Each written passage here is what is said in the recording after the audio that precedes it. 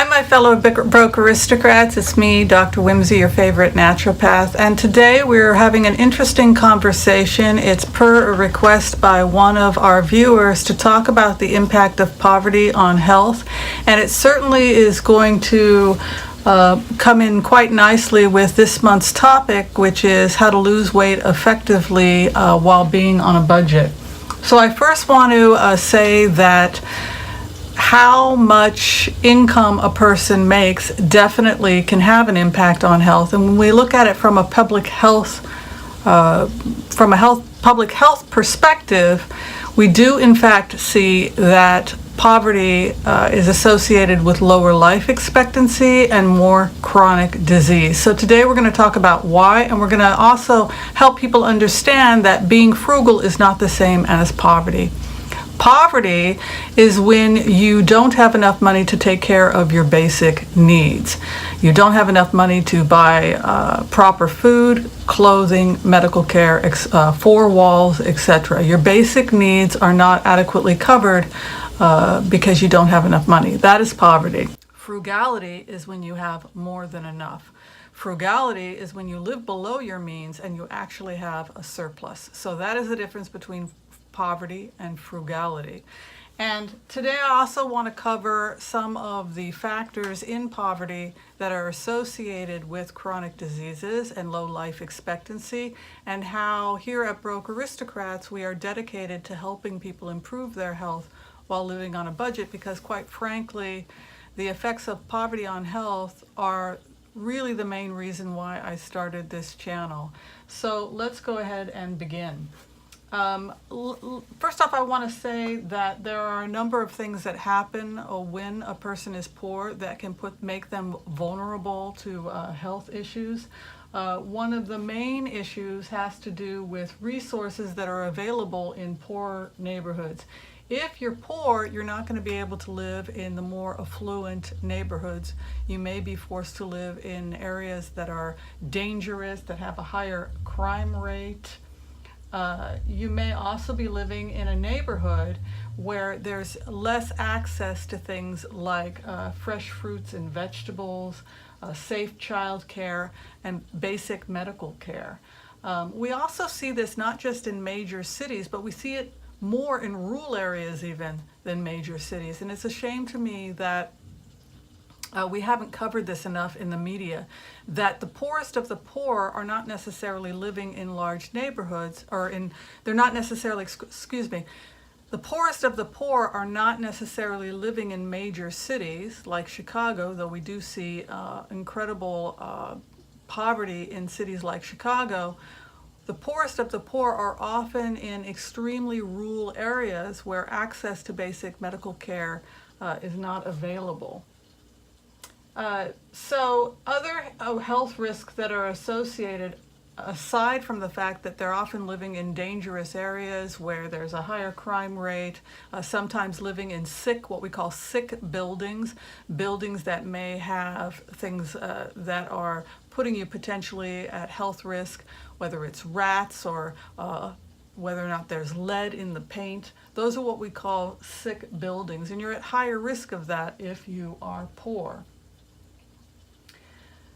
As I had mentioned before, access to fresh fruits and vegetables, or even being able to afford fresh fruits and vegetables, can sometimes be a problem as well. Air quality has also been studied in major cities. Some areas are simply more toxic than others, and this can lead to conditions like increased risk for child asthma. Healthcare and education is not necessarily available in rural areas to the same extent that it would be in more affluent areas. And this is something we're seeing in some of the poorer states where people live in rural areas and may not be simply able to get access to dental care or medical care. So, those are just some of the things off the top of my head that we see here that have been listed, and I've written about it in my blog. Increased crime, lack of access to affordable health care, lack of access to proper nutrition, sick buildings, poor quality air. I can tell you that if you're just talking about the issue of nutrition, people are being a little bit more proactive in some of the major cities. For example, Nurse Amanda and myself are part of a program called Imperfect Produce, which brings organic fresh fruits and vegetables to our home every 2 weeks for just $20 every 2 weeks. Those types of programs are becoming extremely popular in major cities, but we're still seeing problems in rural areas. So what do we do about it? Well, it's not enough to be frugal, and this is something that I've talked about in the past. Being frugal, trying to live below your means, learning to pinch that penny until you can't pinch it anymore, teaching basic nutritional information, all those things can be helpful, but ultimately, I think that income does play a part. Can the person get their income up? If the person has chronic health challenges, then we have to work with that as well. One of the things I also see, particularly in major cities, is that not every area of town has access to the same types of resources. For example, in West Hollywood, we have several health food stores, but if you go into some of the more poorer neighborhoods, you'll see liquor stores and you'll see fast food. You won't necessarily see healthy options. What I'm trying to do here at Broke Aristocrats is to let people know about some of the affordable options that are out there, even if it means ordering your food online, if you can get to a computer, whether it's through your public library or getting something delivered directly to your home. Also, believe it or not, there are healthy options even at 99-cent stores. I've been able to find things like bags of brown rice and beans. I think that what I'm going to be doing, if all of you folks want me to do it, is to do healthy shopping at the 99-cent store, maybe make some meals. If people want to see that from this channel, I'm certainly welcome. I'm certainly happy to do that for you. Please let me know what you want to see from this channel. I'm here to help.